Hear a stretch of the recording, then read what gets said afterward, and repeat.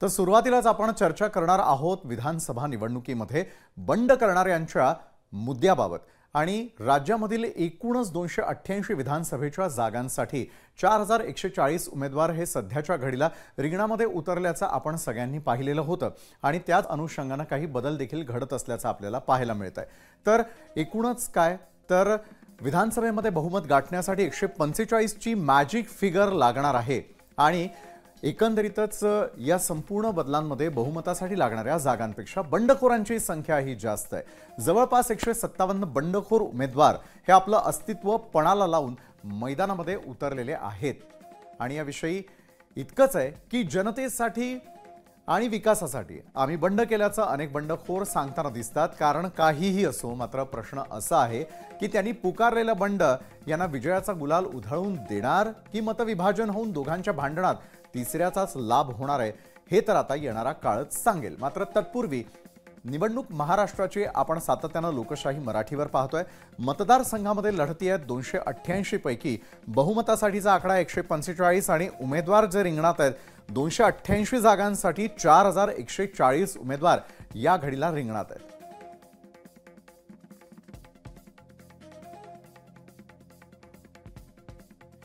तर ही निवडणूक अतिशय चुरशीची ठरताना दिसेल। याचं कारणही तसंच आहे, कारण 288 जागांसाठी ज्यावेळेला इतक्या मोठ्या प्रमाणामध्ये उमेदवार उभे राहतात त्यामध्ये बंडखोरांचा आकडा देखील तितकाच मोठा आणि महत्त्वाचा ठरताना दिसतो।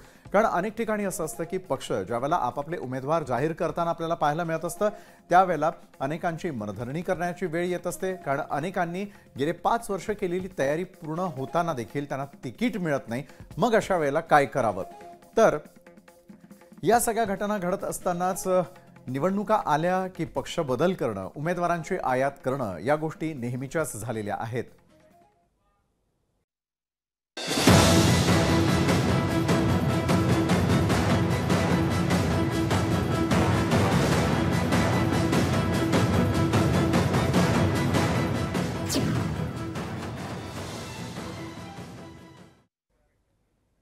निवडणुका आल्या की पक्ष बदल करणं, उमेदवारांची आयात करणं या गोष्टी नेहमीच्याच झालेल्या आहेत। मात्र यामुळे बंडखोरीचं प्रमाणही दिवसेंदिवस वाढतानाच दिसतंय। पक्षाशी एकनिष्ठ राहणारे आणि पक्षादेश पाळणारे देखील आता उमेदवारी मिळाली नाही की बंडाचा झेंडा हातात घेतात। बरं, तर मग उमेदवारी नाकारणं हेच एक कारण असू शकतं का बंडामागचं? यंदाच्या निवडणुकीमध्ये नेमकी कोणती कारणं होती की बंडाचं प्रमाण वाढलं हे एकदम थोडक्यामध्ये आपण जाणून घेणार आहोत। तर बंडाचं प्रमाण का वाढलं? लोकसभेला तिकीट डावललं गेलं,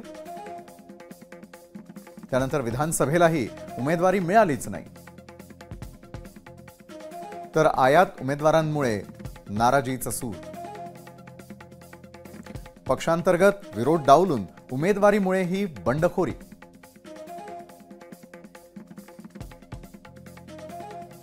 तर बंडाची काही कारणं तर आपण जाणून घेतली।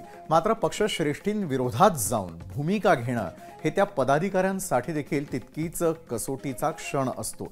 बंड फळाला आलं तर फायदा, मात्र निवडून नाही आलात तर फजिती होते ती वेगळीच। कोणत्याही कार्यकर्त्यानं पक्षाच्या विरोधात जाऊन निर्णय घ्यावा असं कोणत्याच पक्षश्रेष्ठींना वाटत नाही आणि त्यामुळे अनेकांनी आपापल्या पदाधिकाऱ्यांना समजावण्याचा देखील प्रयत्न केला। काहींची समजूत काढण्यात त्यांना यशही आलं। आपल्या पक्षाच्या वरिष्ठांवरती विश्वास ठेवून अनेकांनी आपली उमेदवारी मागे घेतली। मात्र काही जण लढण्यावरती ठाम राहिलेले आहेत। तर हे उमेदवार नेमके कोण आहेत यावर देखील आता एक नजर टाकणार आहोत। तर बंडावरती ठाम असलेले उमेदवार आपण यावेळेला पाहतोय। मीरा भाईंदरमधून गीता जैन, शिर्डीमध्ये राजेंद्र पिपाडा, नांदगावमध्ये समीर भुजबळ, शिवडीमध्ये नाना अंबोले, देवळालीमध्ये राजश्री अहिरराव आणि मोर्शीमध्ये उमेश यावलकर, आष्टीमध्ये भीमराव धोंडे, सांगलीमध्ये जयश्री पाटील, पंढरपूरमध्ये भगीरथ भालके। तर बंडावरती अजूनही ठाम असलेले नेमके उमेदवार कोण आहे ते आपण या क्षणाला आपल्या टेलिव्हिजन स्क्रीनवरती देखील पाहतोय। तर हे जे बंडावरती ठाम आहेत ना, त्यांच्यामुळे यंदाची विधानसभेची निवडणूक चांगलीच चुरशीची झालेली आहे। कारण बऱ्याच ठिकाणी अटीतटीचा सामना रंगण्याची शक्यता आहे। तर बंडखोरीवरती ठाम राहिल्यानं कोणकोणत्या मतदारसंघामध्ये कांटे की टक्कर होणार आहे यावर देखील एक नजर टाकूयात।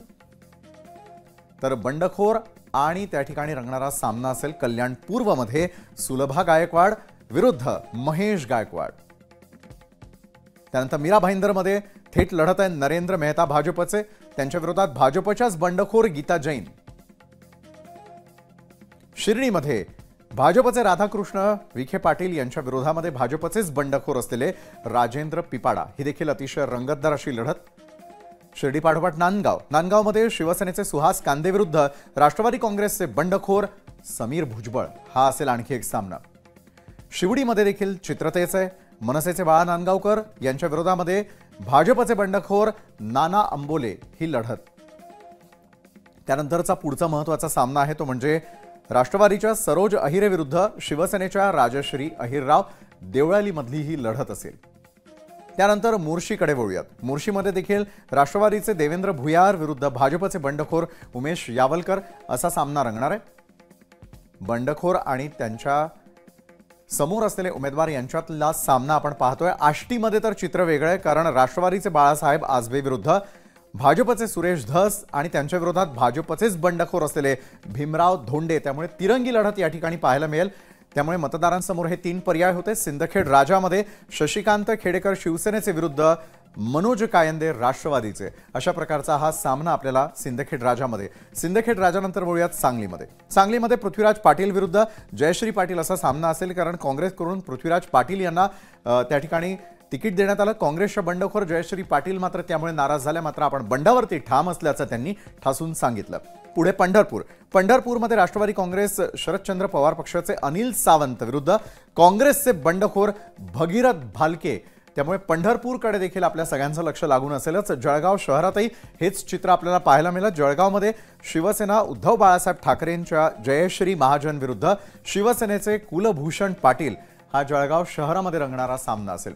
बरं, आतापर्यंत आपण उमेदवारी न मिळाल्यांचं बंड पाहिलं. मात्र निवडणुकांची घोषणा होण्याआधीच शिवसेना आणि राष्ट्रवादी काँग्रेसमध्ये फूट पडलेली होती. शिंदे आणि अजित पवारांच्या नेतृत्वात अनेक आमदारांनी बंड पुकारलं. अशा अनेकांची उमेदवारी कायम आहे. मात्र यामुळे काही मतदारसंघांमध्ये दुभंगलेल्या पक्षांमध्येच लढत होणार आहे. 46 मतदारसंघांमध्ये शिवसेना विरुद्ध शिवसेना असा सामना रंगणार आहे. यातील मुख्य लढतींचा अगदी थोडक्यात आढावा देखील घेणार आहोत.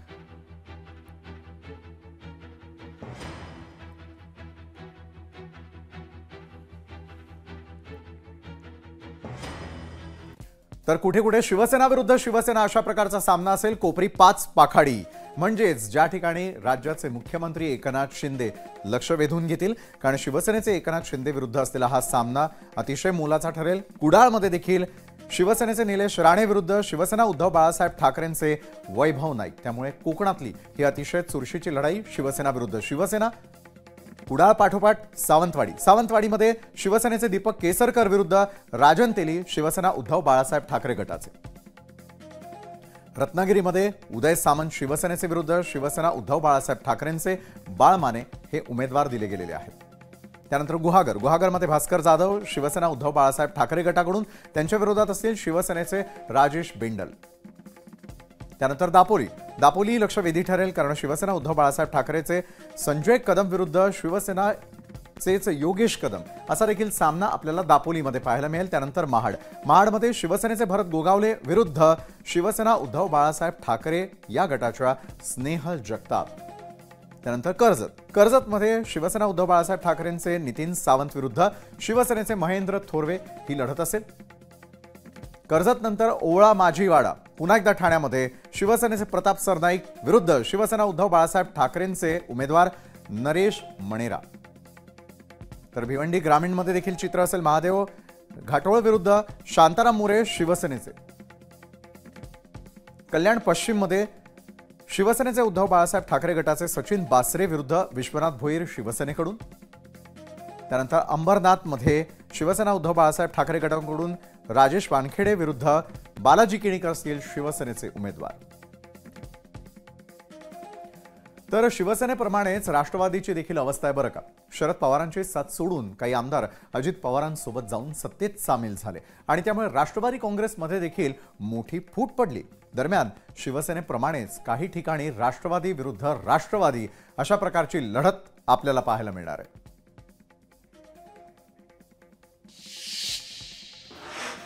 तर बंड शमवण्यासाठी सर्वच पक्षांनी अखेरच्या क्षणापर्यंत प्रयत्न केलेले आहेत। अगदी काही ठिकाणी बंडखोरांनी माघार घेतल्यामुळे पक्षश्रेष्ठींना दिलासाही मिळाला, मात्र ज्यांनी शेवटपर्यंत ऐकलं नाही त्यांच्यावरती पक्षानं कारवाई केली। आता कुणाकुणावरती ही कारवाई झालेली आहे, त्यात वेळ घालवण्यापेक्षा किती जणांवर कारवाईची तलवार चाललेली आहे ना, हेच पाहूयात। तर या ठिकाणी आपण राष्ट्रवादी विरुद्ध राष्ट्रवादी असलेली आधीची लढत आपण पाहूयात। मतदारसंघ आहे बारामतीमध्ये। बारामतीमध्ये अजित पवार विरुद्ध शरद पवारांच्या राष्ट्रवादीचे युगेंद्र पवार, इस्लामपूरमध्ये निशिकांत पाटील विरुद्ध जयंत पाटील हा सामना असेल। अहेरीमध्ये अजित पवारांच्या राष्ट्रवादीचे धर्मराव आत्राम विरुद्ध भाग्यश्री आत्राम असा सामना असेल, कारण त्या शरद पवारांच्या राष्ट्रवादीकडून लढताना दिसतील। इंदापूरमध्ये दत्तात्रय भरणे विरुद्ध हर्षवर्धन पाटील, कागलमध्ये हसन मुश्रीफ विरुद्ध समरजित घाटगे, आंबेगावमध्ये दिलीप वळसे पाटील विरुद्ध देवदत्त निकम, मुंब्रा कळव्यामध्ये नजीब मुल्ला विरुद्ध जितेंद्र आव्हाड आणि वडगाव शेरीमध्ये सुनील टिंगरे विरुद्ध बापूसाहेब पाठारे। तर राष्ट्रवादी विरुद्ध राष्ट्रवादीची ही पहिली यादी आपण पाहिली। त्यानंतर आणखी एक महत्त्वाची यादी देखील आपल्याला पाहायची आहे, त्यावर एक नजर टाकूया। ज्या ठिकाणी राष्ट्रवादी विरुद्धच राष्ट्रवादी असा सामना असेल, फरक एवढाच आहे की काका विरुद्ध पुतण्या यांच्या असलेल्या राष्ट्रवादीतले उमेदवार आमने सामने आहेत। वसमतमध्ये चंद्रकांत नवघरे विरुद्ध जयप्रकाश दांडेगावकर, हडपसरमध्ये चेतन तुपे विरुद्ध प्रशांत जगताप, चिपळूणमध्ये शेखर निकम विरुद्ध प्रशांत यादव, कोपरगावमध्ये आशुतोष काळे विरुद्ध संदीप वरपे, तासगाव कवठे महांकाळमध्ये संजय काका पाटील विरुद्ध रोहित पाटील, उदगीरमध्ये संजय बनसोडे विरुद्ध सुधाकर भालेराव आणि शिरूरमध्ये ज्ञानेश्वर कटके विरुद्ध अशोक पवार। अशा प्रकारे राष्ट्रवादी विरुद्ध राष्ट्रवादीचा हा सामना रंगताना आपल्याला दिसेल। तर बंड शमवण्यासाठी सर्वच पक्षांनी अखेरच्या क्षणापर्यंत प्रयत्न केले। काही ठिकाणी तर बंडखोरांनी माघार घेतल्यामुळे पक्षश्रेष्ठींना दिलासा मिळाला, मात्र ज्यांनी शेवटपर्यंत ऐकलं नाही ना त्यांच्यावरती पक्षानं कारवाई केली आहे बरं का। आता कुणाकुणावरती कारवाई केली, यात वेळ घालवण्यापेक्षा किती जणांवर कारवाईची तलवार चाललेली आहे हे पाहूयात। तर किती बंडखोरांवर आतापर्यंत कारवाई झालेली आहे? भाजपनं आतापर्यंत 40 बंडखोरांवरती ही कारवाई केलेली आहे, तर दुसरीकडे काँग्रेसनं देखील आतापर्यंत 6 जणांवरती ही कारवाई केलेली आहे। तर एकंदरीतच कारवाई कशा प्रकारे आपण यावेळेला पाहतोय, तर शिवसेना उद्धव बाळासाहेब ठाकरे पक्षानं देखील 5 जणांवरती ही कारवाई केली आहे।